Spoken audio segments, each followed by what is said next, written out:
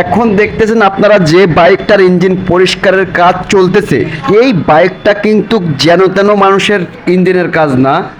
এই বাইকটা ঠিকমতো রোডে চলে না, এ কিন্তু রোডের থেকে বেশি চলে মাঠে।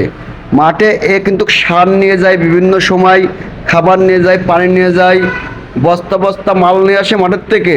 গ্রামের কিছু সংখ্যক লোক আছে, তারা কিন্তু বাইক চালায় না, বাইকের পরে রীতিমতো অত্যাচার করে। এই অত্যাচারের জন্যই বাইকগুলোর এই অবস্থা হয়। এই বাইকে কিন্তু জীবনে কোনো দিন ভালো একটা ইঞ্জিন অয়েল দিইনি। তা পরিষ্কার করার সময় বড় ভাই কি বলল একটু যদি শোনেন। কথায় হ্যালো মেশিং ওরা বলতে এই মোটর সাইকেলটা চালিয়েছে। হ্যাঁ, এই কি যেন তেন মানুষের কাজ। আসিফ কিন্তু ইঞ্জিনের ব্যারিংগুলো তেল দিয়ে ধরছে। যেহেতু ইঞ্জিনের কাজ করা হয়, তখন কিন্তু ইঞ্জিনের ব্যারিংগুলো চেঞ্জ করে দেওয়াই উচিত, কিন্তু এই বাইকার কিন্তু ইঞ্জিনের ব্যারিংগুলো চেঞ্জ করবে না। একই কথা, যে যেভাবে আছে শুধুমাত্র পিস্টনটা আর গিয়ার পেনিয়ামের কিছু কাজ করায় বাইকটা সেট করে দিতে হবে, বাইকটা চললে হবে। মাঠে চলে বাইক, বাইক রাস্তায় চলে না। তার ড্রাইভিং লাইসেন্সও নাই, কিচ্ছু নাই, শুধু সে গরুর গাড়ি ঠিক যেভাবে মাঠে চলে এই বাইকটা ঠিক সেভাবেই কিন্তু মাঠে চালাই। তারপরেও আমরা তো মেকানিক্স, বাইক যখন মেরামত করতে দেয় তখন কিন্তু যতটুকু পারি হাতের কাজ সুন্দর করে করার চেষ্টা করি। বাইক যে যেমনই চালাক, বাইকের কাজ কিন্তু যত্ন সহকারে না করলে কিন্তু বাইক চলে না। তো আপনারা সম্পূর্ণ ভিডিওটা দেখবেন। ধোয়া মোছার কাজ প্রায় শেষের পথে, এখন কিন্তু ইঞ্জিন সেট করার কাজ চলছে। এই যে হাতে দেখতেছেন গিয়ার পেনিয়াম, বাইকের গিয়ার পেনিয়ামের যথেষ্ট পরিমাণ কাজ করায় নিয়ে এসেছে বাইকার। ওই যে মনে হয় বাইকার বললে ভুল হবে, উনি হচ্ছে মাঠে চালায় বাইকটা। তো বাইক যখন তখন বাইকার বলাই চাইতে পারে। এই যে গিয়ার পেনিয়াম দেখতেছেন, গিয়ার পেনিয়ামটা কিন্তু ফিঙ্গার টিঙ্গার সব কিছুই কিন্তু কাজ করে নিয়ে আসা হয়েছে লেদের থেকে। খেয়ে গেছিল ফিঙ্গার সিলেক্টার, অনেক খেয়ে গেছিল, এখন সেটাও চেঞ্জ করবে না। লাস্টে পরিবার কিন্তু কাজ করে দিয়েই কিন্তু গিয়ার পেনিয়াম সেট করতেছি, দেখতে পেতেছেন। সে আগের যেটা ছিল ওইটাই ফিঙ্গার সিলেক্টার যেটা ছিল সেটাই কাজকাম করে সেটিং করে দেওয়া হচ্ছে। তো বাইকটা কিন্তু কেমন চলবে বলতে পারবো না, সেট করার পরে আলহামদুলিল্লাহ বলতে পারবো কেমন চলবে। সেট করার কাজ শুরু করেছিলাম, আপনারা দেখতে পাচ্ছেন।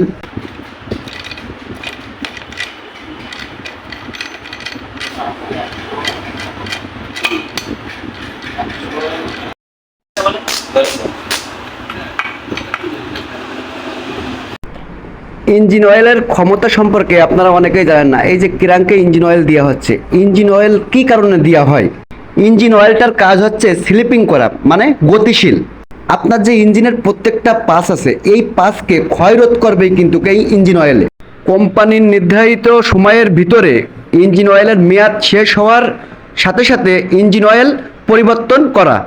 কারণ ইঞ্জিন অয়েলের গ্রেড বা গ্রাফিটি যখন নষ্ট হয়ে যায়, তখন ইঞ্জিনের গতিশীলতা বা ক্ষমতা ইঞ্জিনের থাকে না, এবং ক্ষয়রোধ ইঞ্জিনের ভালো রাখার ক্ষমতা থাকে না। বিধায় কোম্পানির নির্ধারিত সময়ের মধ্যে ইঞ্জিন অয়েলের পরিবর্তন করা গ্রাহকের অবশ্যই উচিত। আপনার বাইকের ভালো একটা কোম্পানির যে কোনো ইঞ্জিন অয়েল ইঞ্জিনে ইউজ করতেছেন, দেখা যাচ্ছে কি আপনার বাইকের ইঞ্জিন অয়েলটা চেঞ্জ করতে হবে 1000 কিলোমিটার, অথচ আপনি ইঞ্জিন অয়েল কিছুতেই পরিবর্তন করতেছেন না। আপনার বাইক চলতে চলতে 2000, 3000, 4000 কিলোমিটার চলে যাচ্ছে, তাও কিন্তু ইঞ্জিন অয়েল পরিবর্তন করতেছেন না। সেক্ষেত্রে আপনার বাইকে কি হবে? দেখা যাচ্ছে কি আপনার বাইকের যে ইঞ্জিনের পেনিয়ামগুলো আছে, বেয়ারিংগুলো আছে, এই বেয়ারিং পেনিয়ামে সংঘর্ষ তৈরি হয়, যেটা ইঞ্জিন অয়েলে কিন্তু ব্রেকআপ দেয়। যে একটা পেনিয়ামের সাথে পেনিয়াম যখন লেগে থাকে, তখন যখন ঘোরে তখন কিন্তু ওইটা কিন্তু ইঞ্জিন অয়েলে কিন্তু ব্রেকআপ দেয়, ক্ষয়রোধটা দূর করে। যখন আপনি ইঞ্জিন অয়েল চেঞ্জ করতেছেন না, তখন কিন্তু ওই ক্ষয়রোধটা কিন্তু বেশি হবে, যে কারণে ইঞ্জিন অয়েলের তো ডিউটি থাকতেছে না, তখন একটু পানির মতো একদম পাতলা হয়ে যাচ্ছে। এই কারণে কিন্তু ঘর্ষণটা বেশি খাচ্ছে।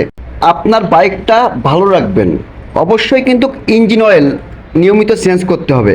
অনেকের দেখা যাচ্ছে যে পুরাতন গাড়ি মিটার ওঠে না, সেক্ষেত্রে বোঝার উপায় আছে। আপনার বাইকে দরকার হলে ফুল ট্যাঙ্কি তেল লোড করবেন। যেহেতু একটা বাইক আগের যে গাড়িগুলো আছে ম্যাক্সিমাম 50 কিলোমিটার যায়, তো এক ট্যাঙ্কি তেল ভরলে কিন্তু আপনার প্রায় 10 থেকে 12 লিটার 14 লিটার তেল যায়। এই 50 কিলো করে হিসাব করে ফেলাবেন যে আপনার বাইকটা কত কিলো চলছে। তো 2 বার যদি আপনি 2 ট্যাঙ্কি তেল ভরেন, সেক্ষেত্রে কিন্তু আপনার বাইকটা কিন্তু বুঝতে পারতেছেন যে আপনি ইঞ্জিন অয়েল পাল্টানোর সময় হয়ে যাচ্ছে।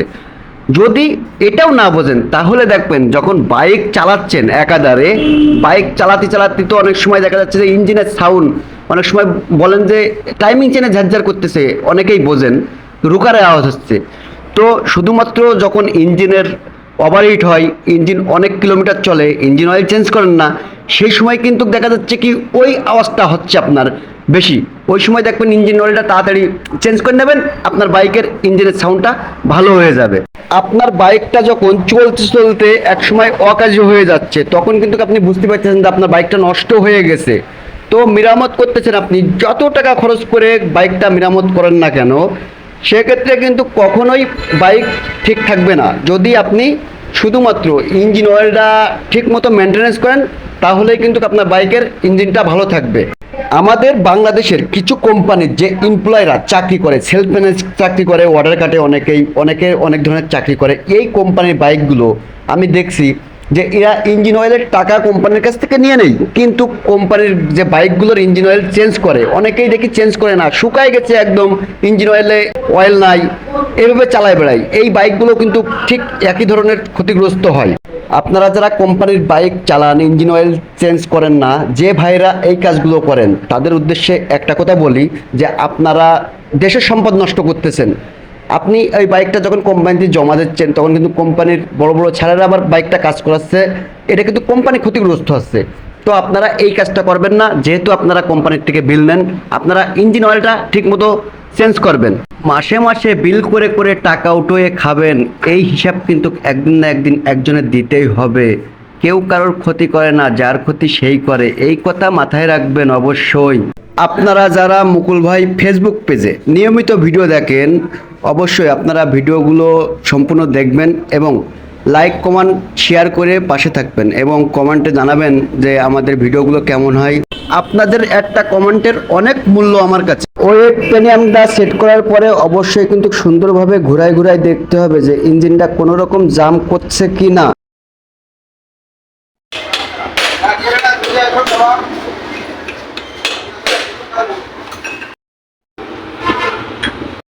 হাতুড় দিয়ে ঠক ঠক করে বাড়ি মেরে যে টাইট করা হলো, ওই জায়গার নাটটার অবস্থা এত খারাপ ছিল যে ওখানে রেঞ্চ লাগানোর মতো অবস্থা ছিল না, এই কারণেই কিন্তু হাতুড় দিয়ে বাড়ি দেওয়া হয়েছে। আর ওয়েটারটা লাগায় যে ঘুরোয় দেখলাম, অবশ্যই ইঞ্জিনটা যখন বানতে হবে তখন যদি ঘুরোয় না দেখা হয় ফ্রি আছে কিনা, সেই ইঞ্জিনের সাউন্ড কখনো ভালো হবে না। হাইও মাগুরা রোড, বাহাদুরপুর, মেহেগনিতলার মোড়, যশোর, এই ঠিকানায় চলে আসলে অবশ্যই আপনার বাইক যে কোনো কাজ করাতে পারবেন।